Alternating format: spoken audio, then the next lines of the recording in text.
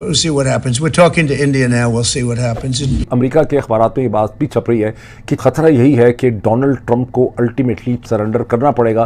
भारत का जवाब आते ही डोनाल्ड ट्रंप के सुर बदले हुए नजर आए हैं। उन्होंने कहा कि हमारी ट्रेड टॉक्स जो हैं वो कंटिन्यू करेंगी और ये चलती रहेंगी, क्योंकि भारत ना उनका पाकिस्तान और भारत के बीच सीज फायर कराने वाला नैरेटिव बाय कर रहा है और ना उनकी टैरिफ्स की शर्तों को आसानी से मान रहा है। अगर हम लोग भारत की बात करें तो वो हमेशा अमेरिका को आंखें दिखाता है। वो कहता है कि जो मेरी मर्जी होगी मैंने वही करना है और इसके अलावा अगर कोई मुझे गाइड करने की कोशिश करेगा तो मैं टोटली उसकी जो गाइडेंस है उसको रिजेक्ट करूंगा। मसला ये है कि डोनाल्ड ट्रंप ये चाहते हैं कि हिंदुस्तान की जो एग्रीकल्चर मार्केट है, हिंदुस्तान की जो ऑटो मार्केट है, जो ऑटो पार्ट मार्केट है और जो उसमें अमेरिका की कंपनीज को जो है एंट्री मिले। यूके की ट्रेड डील को भारत एक जिसे कहते हैं बेंचमार्क के तौर पर अमेरिका के सामने रखेगा। चाइना और इंडिया भी क्लोज होते जा रहे हैं, वो रेक बना रहे हैं, रशिया, इंडिया, चाइना, ये भी मसला हो सकता है। इसलिए अमेरिका की नहीं सुनी ने कि अमेरिका इस टाइम दोगली पॉलिसी कर रहा है ना। वो कैसे? वो इसलिए कि आज से इंडिया की अवाम में हमारी अवाम में ये फर्क है कि इंडिया की अवाम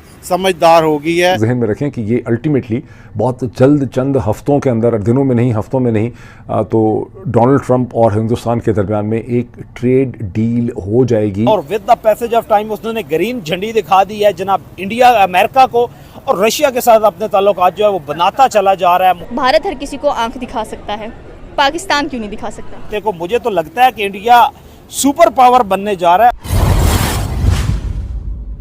प्रेसिडेंट ट्रंप दुनिया भर के लिए चैलेंज बने हुए हैं और वो दुनिया भर से चाहते हैं कि उनकी मर्जी के फैसले हों। कहीं कहीं जैसा वो चाहते हैं हो पा रहा है और बहुत सी जगहों पे जैसा वो चाहते हैं नहीं हो पा रहा और उनकी फ्रस्ट्रेशन बढ़ती चली जा रही है। भारत के बारे में उनकी फ्रस्ट्रेशन तो ज़रूरत से ज़्यादा बढ़ती चली जा रही है, क्योंकि भारत ना उनका पाकिस्तान और भारत के बीच सीज फायर कराने वाला नैरेटिव बाय कर रहा है और ना उनकी टैरिफ्स की शर्तों को आसानी से मान रहा है और ना ट्रेड डील जिस पे कई महीनों से भारत की और अमेरिका की बातचीत चलती रही लेकिन वो किसी भी किनारे नहीं लग रही।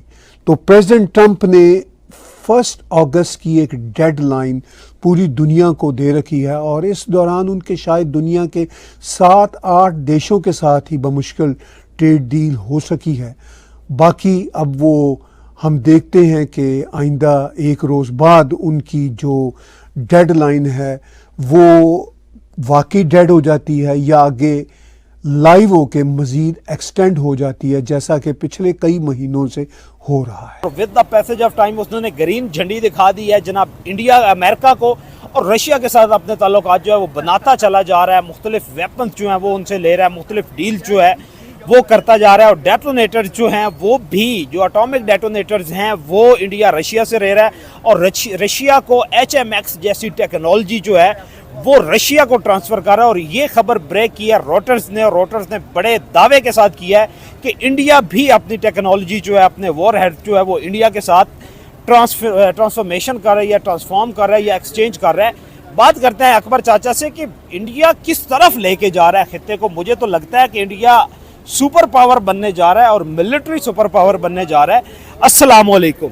वालेकुम सलाम। यकीन करें जब से ये खबर मैंने सुनी है ना, जैसे मेरे ऊपर सख्ता तारी हो गया। अच्छा, कि भाई देखो, हम साथ आज़ाद होने वाला मुल्क, हाँ, एक दूसरे हमसे ज़्यादा समझ नहीं आती उनके सियासतदान मुखलिस हैं उनके साथ या उनकी अवाम उनके अपने मुल्क के साथ मुखलिस है। समझ नहीं आती कि वो कैसे तरक्की करते हैं। मेरी तो ख्वाहिश थी, बहुत ख्वाहिश थी, मगर हालात ही ऐसे कि मैं इंडिया जाता, वहाँ जाके देखता कि लोग क्या करते हैं, किस तरह वो आगे बढ़ रहे हैं। और वहाँ पे एक और बात ये है कि वहाँ पे अवाम और हुकूमत के दरमियान जो एतमाद है ना, वो मैं कहता हूँ कि कोई 120% है कि एक अवाम ने ऐसे हुकूमत को जकड़ा हुआ है कि अवाम की जो मंशा व मर्जी होती है उसी के मुताबिक हुकूमत जारी होती है। आप लोग ये देखें कि गुर्बत से निकाल के नरेंद्र मोदी अवाम को बाहर लेके आए हैं, बेहतरीन टेक्नोलॉजी का सेटअप दिया है, हर घर में घी हो और आप जो महीने की कंजम्पशंस होती हैं, जो डेली चीनी, घी, गंदम, वो नरेंद्र मोदी की गवर्नमेंट जो है वो दे रही है और टेका जा रहा है, मजबूत करता जा रहा है। और आपने ये देखिए कि इंडिया इस स्टेज पे पहुंच चुका है कि वो रूस को HMS जैसी टेक्नोलॉजी दे रहा है। बिल्कुल उनके को भी कोई थोड़ी शर्म आ जाए कि हम भी कोई ऐसी टेक्नोलॉजी बनाए कि जो हम भी दें। दूसरे ममालिक को दें। हम तो सिर्फ गधे दे रहे हैं। ठीक है, हमारे पास तो वो वाफर है, वही हम दे रहे हैं, गोश्त लोगों को खिला रहे हैं और गधे उनकी खाल जो है चाइना को बेच रहे हैं। यकीन करें कि मैं हैरान हूँ कि इंडिया में देखिए हुकूमत पूरी परफॉर्म तो नहीं कर रही ना। ऐसे ही है। ठीक है, मोदी से के भी लोगों से इतराज है। बिल्कुल, अब हर हुकूमत से होता है।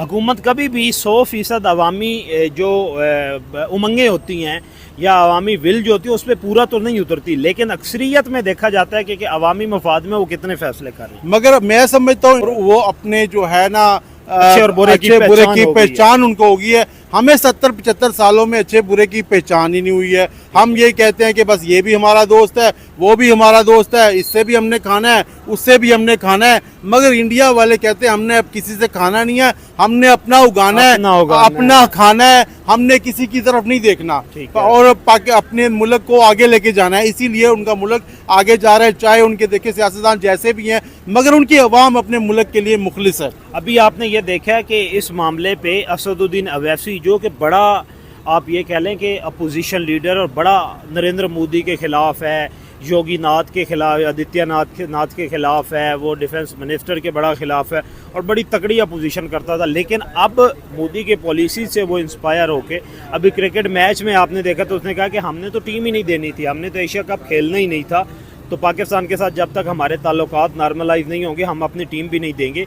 उधर से अमेरिका ने साइड बदली, अमेरिका ने आंखें दिखाना शुरू की। अमेरिका आपको पता है कि बड़ी कोशिश करता रहा कि हम लोग जो हैं अपना F-35 जो है वो इंडिया को बेचें। उसने बड़े पापड़ भी बेले, तरले किए, मिन्नतें की नरेंद्र मोदी की, लेकिन वो उन्होंने किसी तरह उनको घास ही नहीं डाली। उन्होंने सीधा जहाज़ उठाया और रशिया की तरफ चले गए। नमस्कार दोस्तों, आज हम बात करने जा रहे हैं अमेरिका और भारत के बीच बढ़ते व्यापारिक तनाव पर, जो हाल ही में डोनाल्ड ट्रंप के एक बयान के बाद चर्चा का विषय बना हुआ है। दरअसल अमेरिका के पूर्व राष्ट्रपति डोनाल्ड ट्रंप ने भारत पर 85% तक टैरिफ लगाने की धमकी दी थी, जिससे दोनों देशों के बीच संबंधों में हलचल मच गई थी। लेकिन हैरानी की बात यह रही कि महज 12 घंटे के भीतर ही ट्रंप के सुर अचानक बदल गए। पहले जहां वे भारत को दुनिया का सबसे ज्यादा टैरिफ लगाने वाला देश बता रहे थे, वहीं अब उन्होंने संवाददाताओं के सवालों के जवाब में कहा कि वे भारत के साथ फिर से बातचीत के लिए तैयार हैं। उनका कहना था, let's talk to India, let's see what happens, यानी आइए भारत से बात करते हैं, देखते हैं आगे क्या होता है। दोस्तों, यह बयान ऐसे समय पर आया है जब भारत और अमेरिका के बीच पहले से ही एक द्विपक्षीय व्यापार समझौते पर बातचीत चल रही है। भारत के वाणिज्य मंत्रालय ने भी इस पर प्रतिक्रिया देते हुए कहा है कि भारत निष्पक्ष, संतुलित और परस्पर लाभकारी समझौते के लिए प्रतिबद्ध है। मंत्रालय ने यह भी साफ किया कि दोनों देश लंबे समय से ऐसे समझौते की दिशा में काम कर रहे हैं। अब सवाल ये उठता है कि ट्रंप के इस टैरिफ ऐलान का भारत पर क्या प्रभाव पड़ेगा। कई अंतर्राष्ट्रीय आर्थिक विश्लेषकों का मानना है कि भारत की अर्थव्यवस्था इतनी मजबूत हो चुकी है कि ऐसे टैरिफ से ज्यादा असर नहीं पड़ेगा। साथ ही भारत अब आत्मनिर्भर भारत की नीति पर काम कर रहा है और कई जरूरी उत्पादों के लिए अपने उत्पादन को तेजी से बढ़ा रहा है।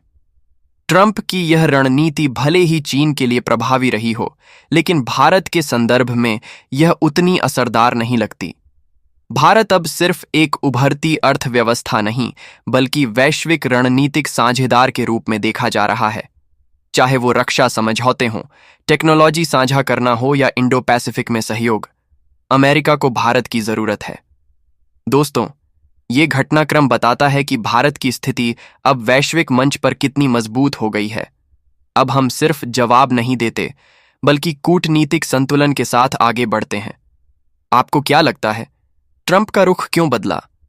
क्या यह भारत की आर्थिक ताकत का असर है? अपनी राय कमेंट में जरूर दें और वीडियो पसंद आया हो तो लाइक और शेयर जरूर करें। चैनल को सब्सक्राइब करना न भूलें।